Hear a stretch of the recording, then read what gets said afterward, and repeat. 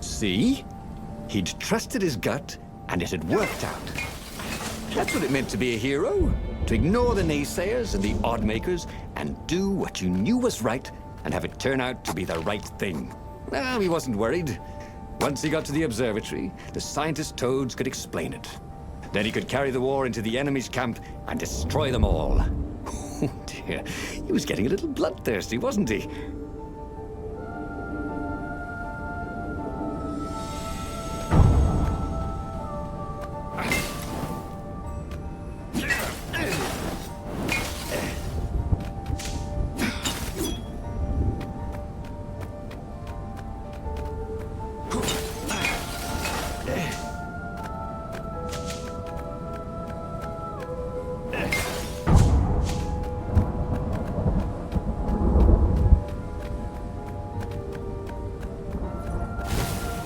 Bernardo wondered idly if people who had built these poles had really, really long tentacles.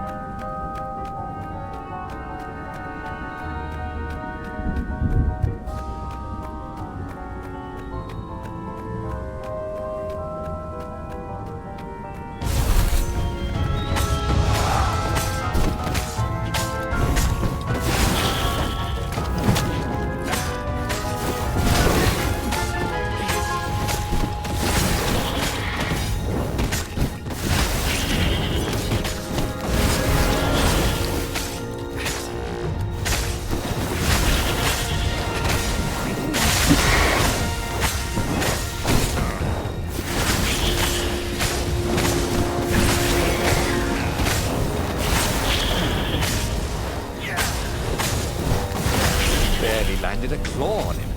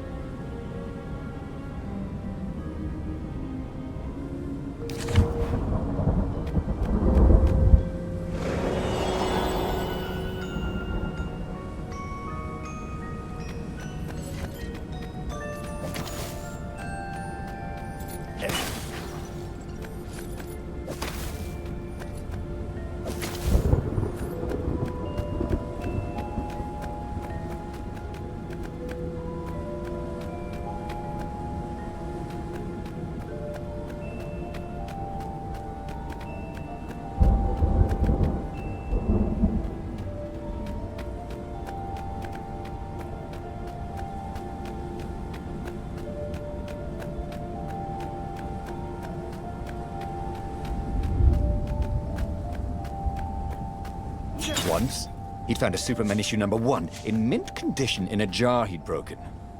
He planned to keep breaking things until he had the whole series.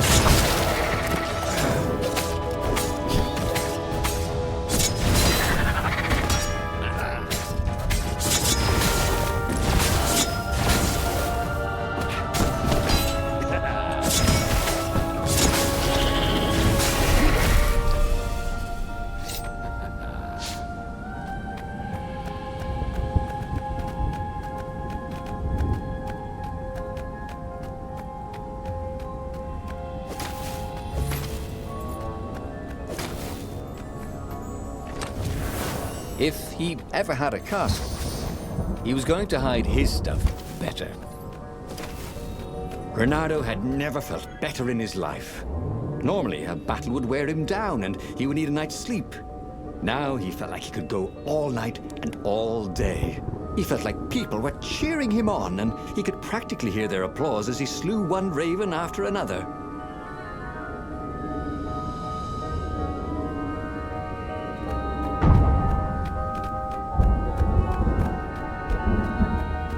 The Iblis Stone and the Sky Ripper Core. Two artifacts from the time of legends. Renato was becoming a legendary hero, wasn't he? He had enough power to save the rebellion, but he had to understand this power so he would not misuse it.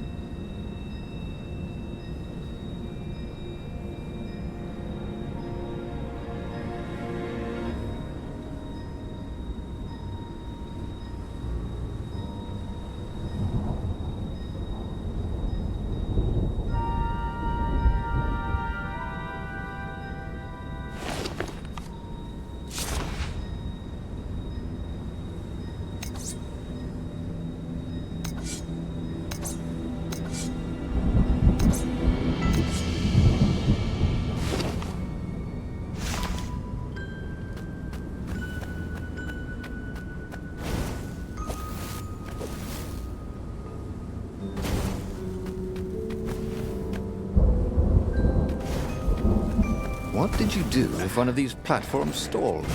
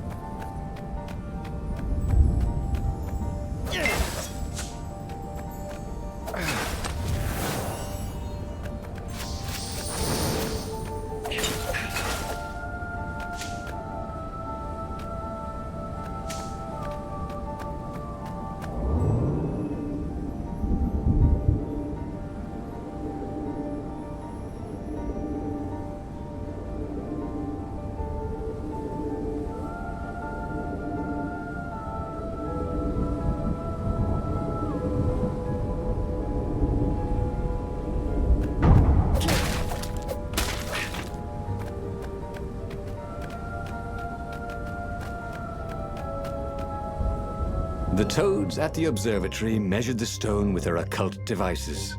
I fed it the core of Sky Ripper, explained Renato. No more feed blood and souls. But the core is not an unlimited energy source, said one toad. Another said, there's a feedback loop, you see, which could overload the stone. The stone doesn't actually feed on souls, claimed a third, but on pain of killing another sentient being. If you can truly be at peace with yourself, it would not overload. This was all very confusing. At peace? Yes, the mountains were peaceful and quiet. but he now had the power to turn the tides. He should report to the Rebellion Council and prepare for the decisive battle.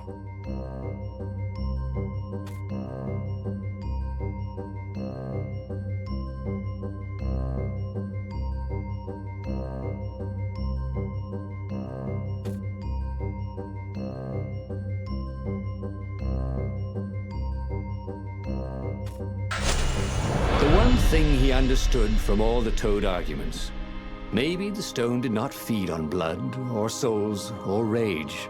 It fed on empathy. It fed on the pain he felt when he put an end to another being's existence.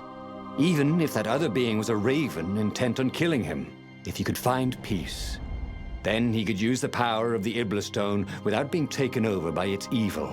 The mountains. He would go to the mountains. He could find peace there.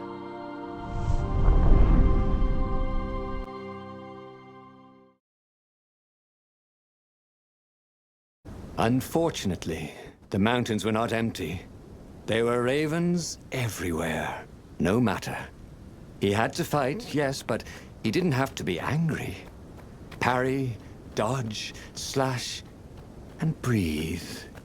Yes, focus on the rhythm, the dance of it, not on the blood or the raven's core as they died. Ah, it was working. He wasn't feeling those dark jolts of eldritch energy. He wasn't feeding the Iblis stone.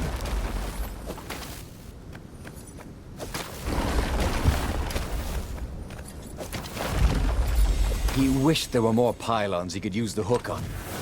They really needed to construct additional pylons.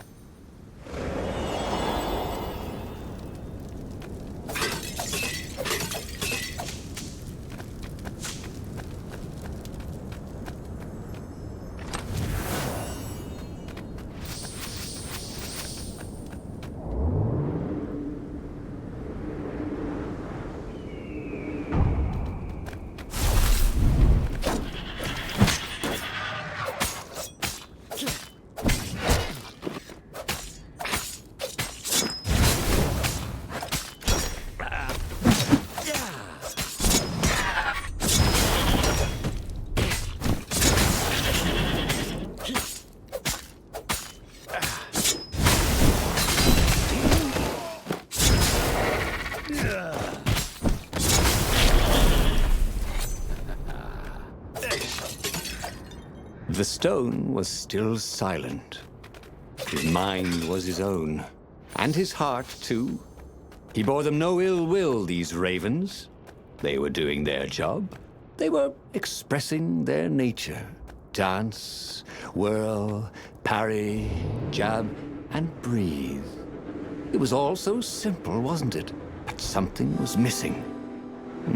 He didn't feel truly at peace. Wait. Wasn't this near where Calaveras lived? The sage would help him figure it all out.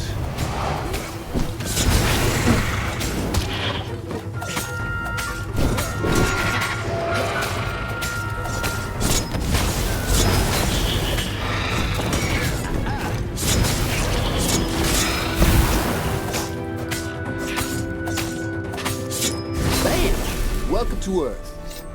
Renato told the corpses. It was something he'd seen in a play once.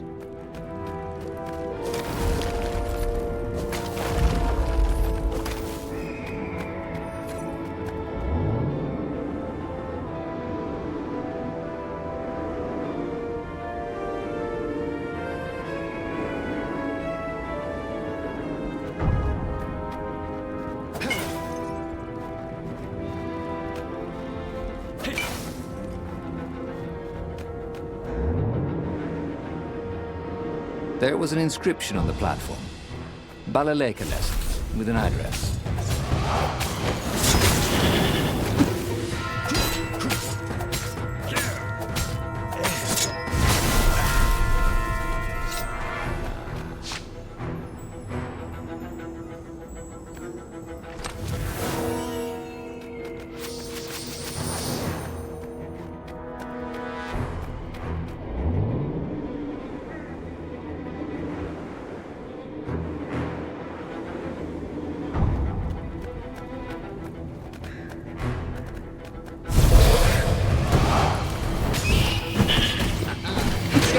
your way.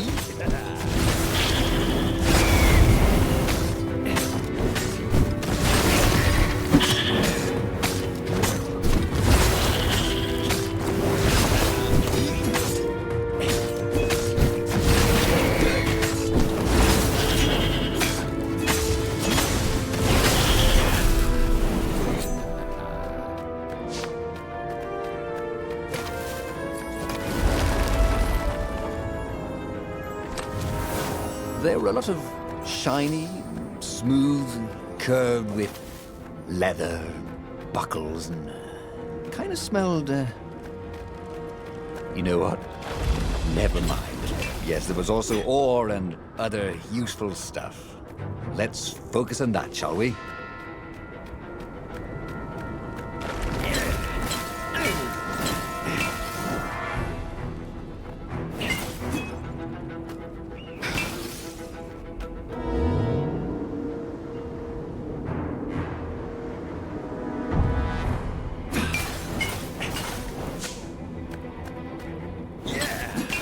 If they didn't want their things broken, they really ought to make them stronger.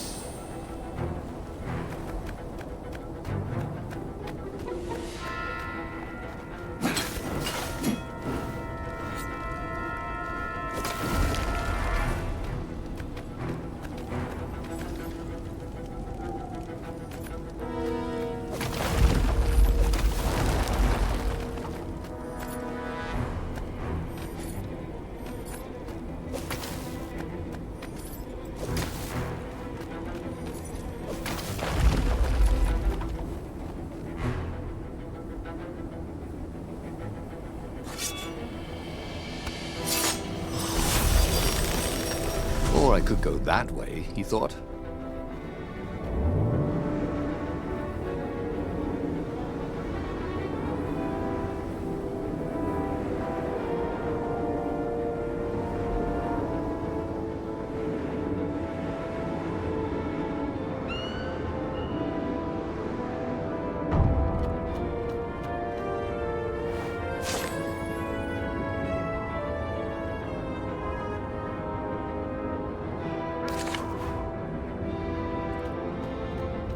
Open, says me.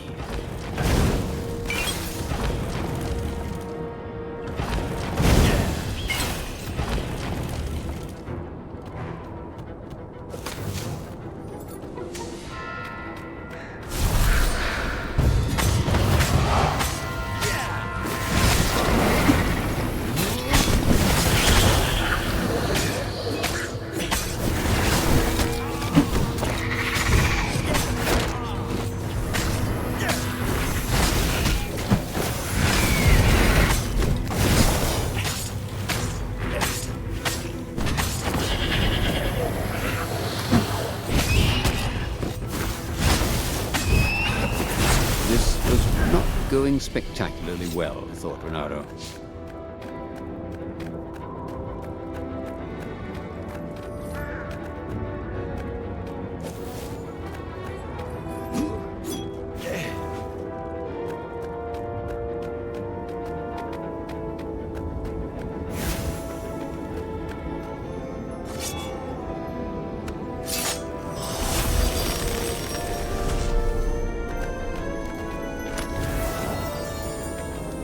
The rock felt hot in his hand.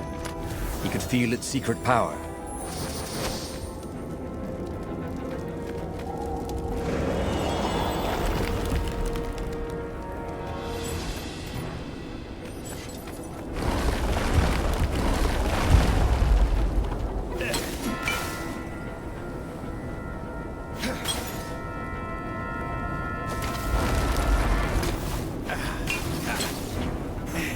Truth was, Renato really liked the sound his sword made in the air.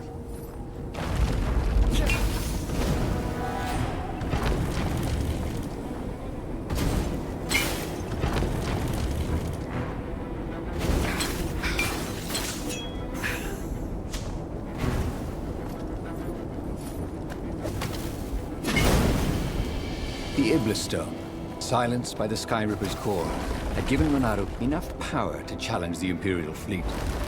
But what Renato was seeking was inner peace. The rebellion was on the verge of extinction, but it would have to wait.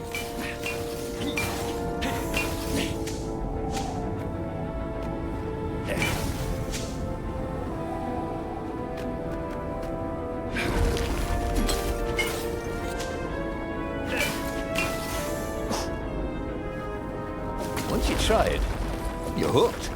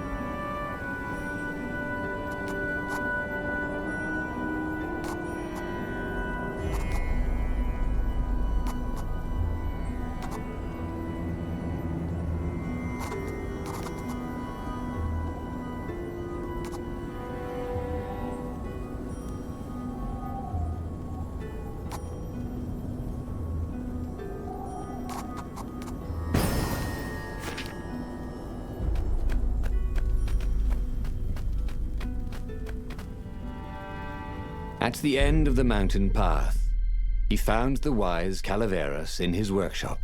To fix souls or only artifacts?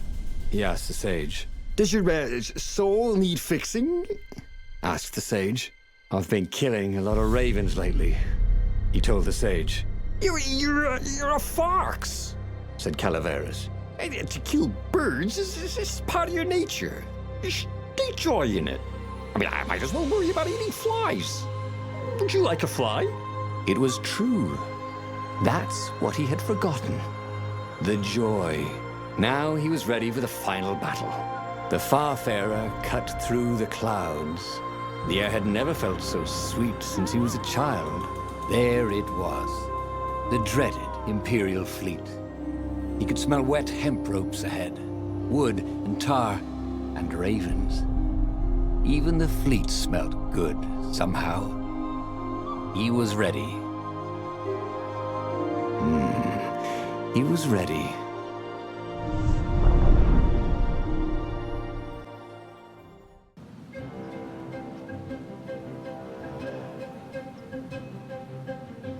Renato had it all squared away in his head. He would kill the Emperor. Isengrim III had begun well, but he had gone mad. He was trying to invoke the lost gods by means of dark, blasphemous rituals. That was a secret. But the victims had spoken to Renato. The ghosts had spoken. No anger. Renato could not afford anger. It was empowering the crystal in his sword. That made him stronger, but it clouded his mind. He would not be a hero. A hero strives. Renato would just be one with everything. The Emperor would die, and the wheel would turn, and all would be restored without rancor, without sorrow, without pain.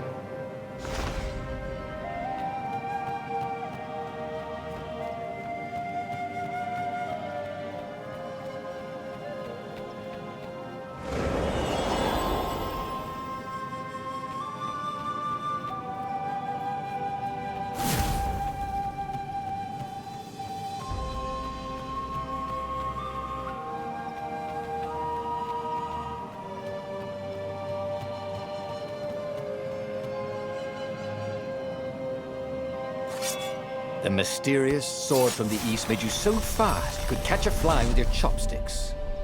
If that's what you really wanted.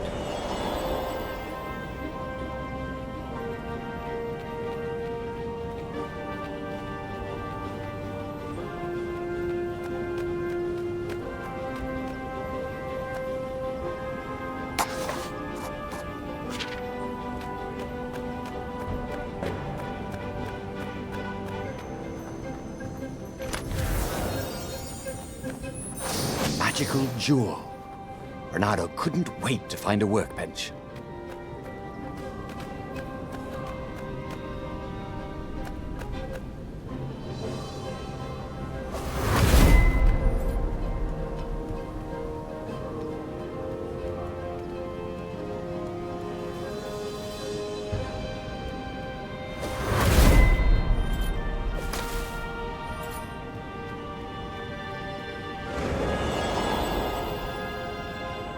But the more he thought about it, and he had so much more time to think about it now that he was not worrying about the battle, killing the Emperor would not change anything. Another would take his place. Perhaps Zenobia. Perhaps the Speaker of the Rebel Council, and power would corrupt them too, and death would make grief, and grief would lead to hatred. He must lead by example. Reject the violence. Reject the desire to create violence. But how?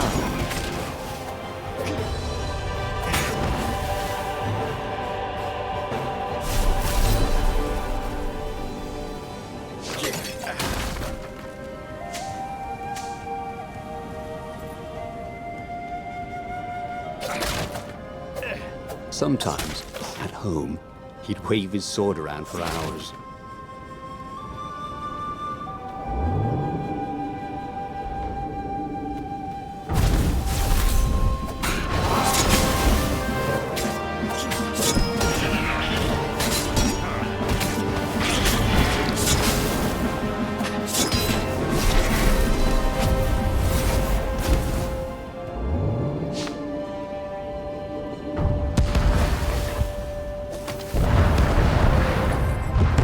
What else could you hook?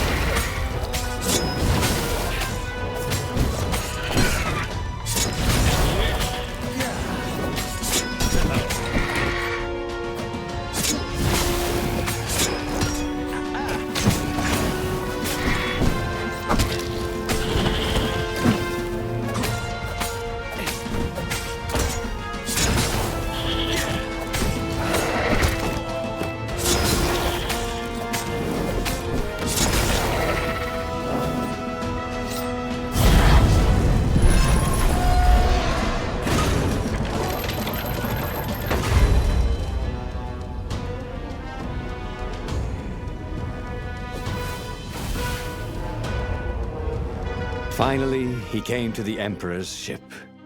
The path behind him was strewn with dead ravens. The path to enlightenment. His mistake, he realized, was trying to change the world. The world would spin and the wheel would revolve whether he strove against it or not. What he had to do was nothing. He had attained enlightenment. He sat down, adopted a full lotus position, and began to meditate. And all around him, the warriors stopped fighting too.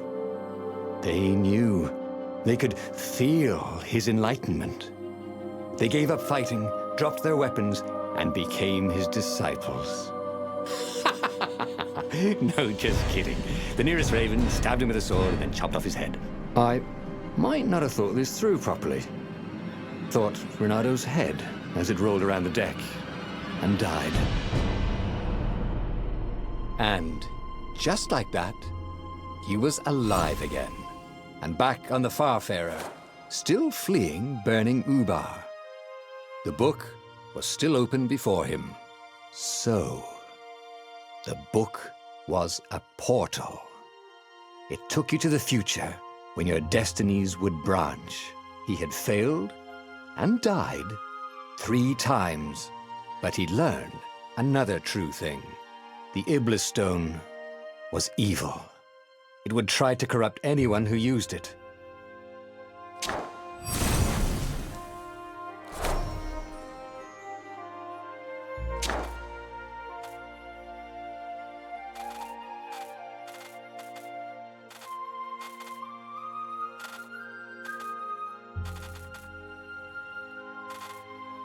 But he was starting to feel like he was getting the hang of this.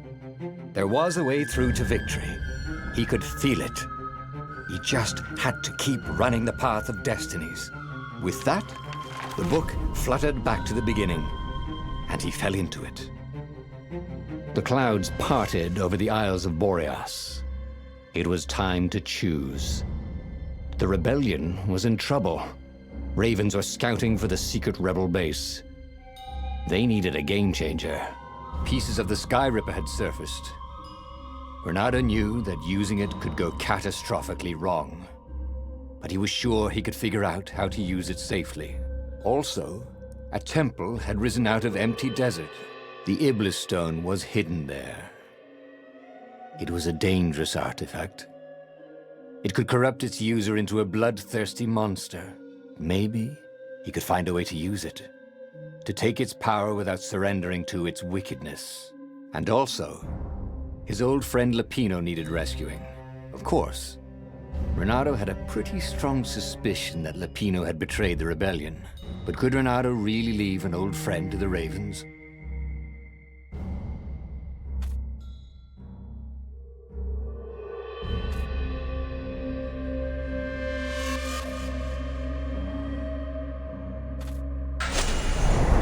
Lapino. Apparently, the Mad Rabbit had sold a Pegasus that he did not exactly own. Lapino always wiggled out of trouble, given time. But he was out of time. Lapino's frantic message said that the Ravens were going to kill him for being a rebel spy. And that he had a clever plan. If the fleet reached him first, they'd string him up for that. Never mind the winged horse. Or so Lapino had told him over the far speaker anyway.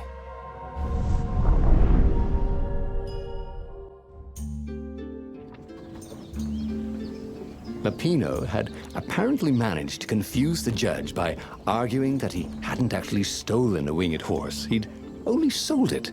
But wait, where was the prison? The village was empty. Had everybody fled the Ravens?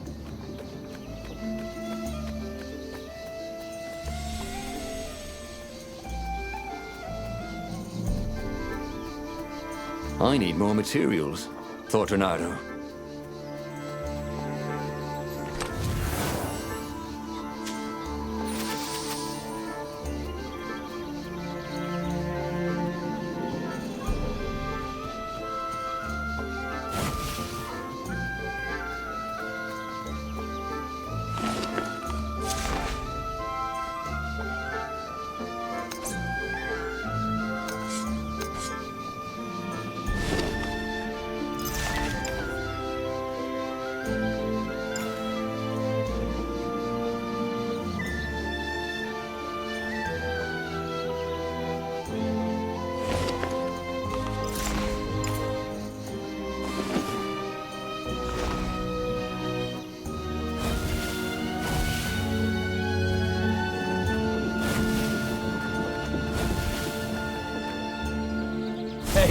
Do old ravens go grey?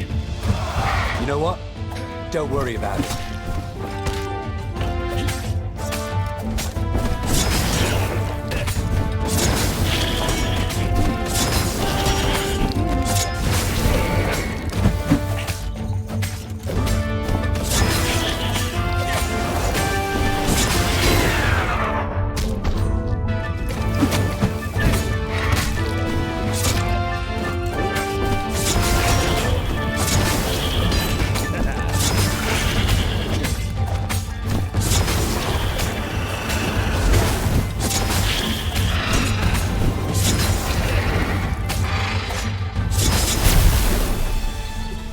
ravens had taken the town.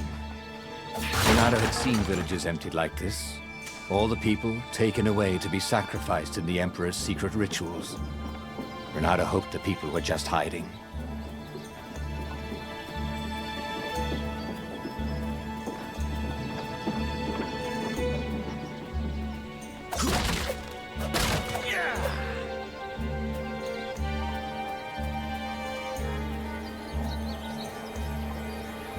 Renato thought of the Iblis stone and shivered.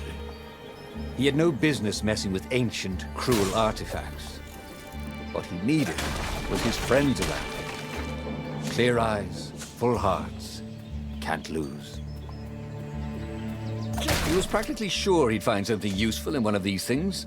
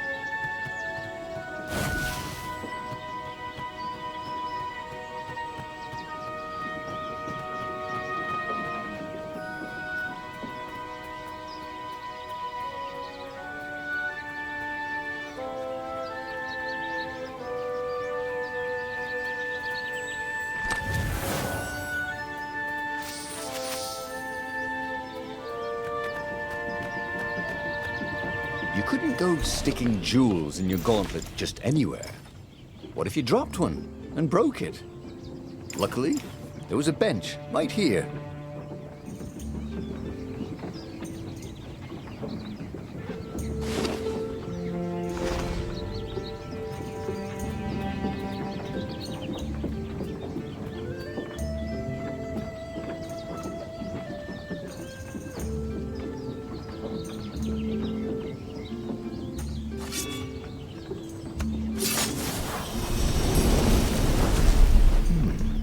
He hadn't noticed that path before.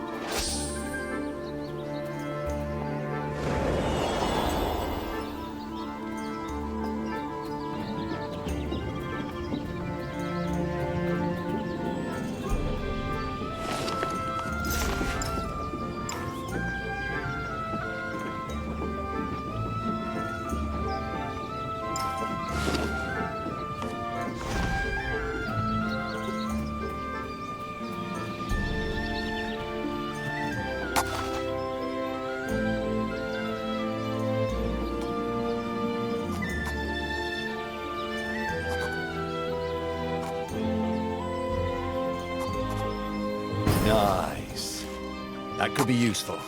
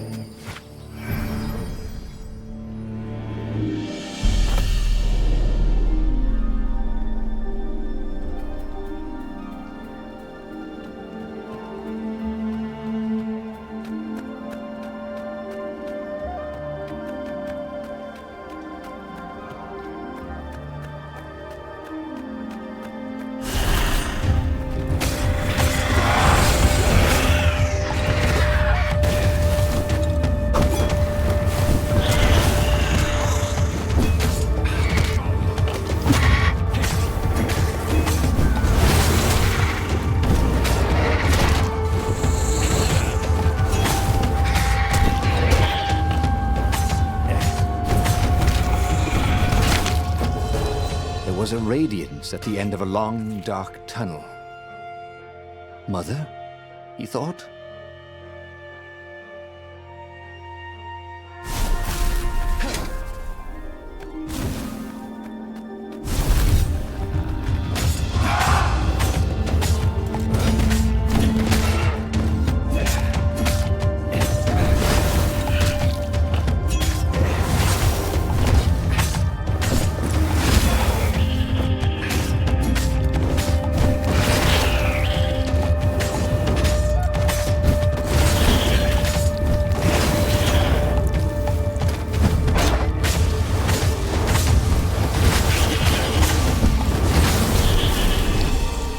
Ravens were landing everywhere.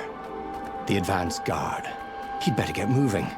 If they got to Lupino first, they'd eat him for breakfast. Or a snack. Ravens weren't picky.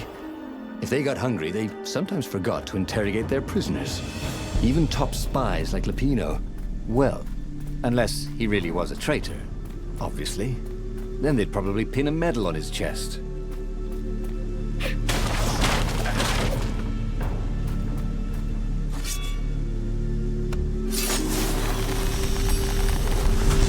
There was a pleasant breeze coming through that door. Had it been closed before?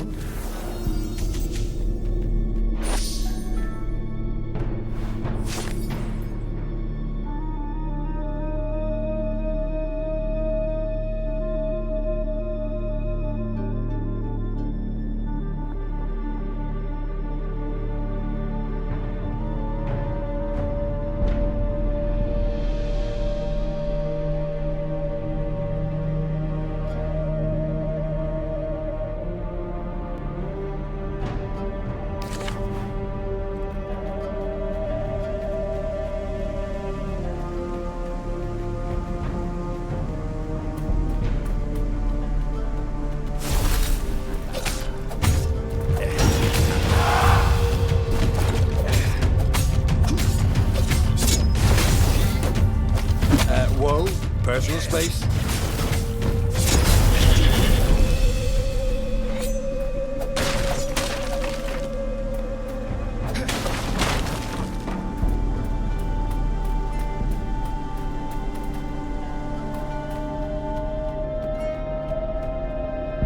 Dirty and bloody, Renato finally reached Lupino. The rabbit was practicing his shuffle. Renato recognized the cards. It was Lupino's favorite deck. Oh, I thought you were in danger. I am. The ravens are coming. Oh, the prison thing. Right, yeah, we see this guard owed me 53 ducats, so we made a deal. They're very reasonable people, actually, for weasels. Now, I got a brilliant plan to kidnap Zenobia. We capture Zenobia, we find out what she knows, and that's the whole war right there. Easy peasy, lemon squeezy. Capture the Emperor's greatest general, who also happened to be a deadly sorcerer and, oh, his only daughter? That would be worth it. On the other hand, he could still get to the core of the Sky Ripper, even if he couldn't get the whole thing. It must have great power.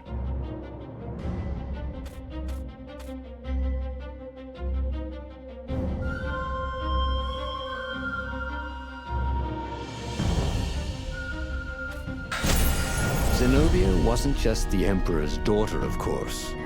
She'd been Renato's best friend in Sword Fu school. And you're still mad for her, the rabbit reminded him. They'd been close. She'd told him things no one else knew. But she'd never told him who she really was. She knows all the Emperor's plans, chuckled the master spy. She won't give them up easily. She'll tell the interrogators, all right, said Lupino. Taking her would change the game, all right.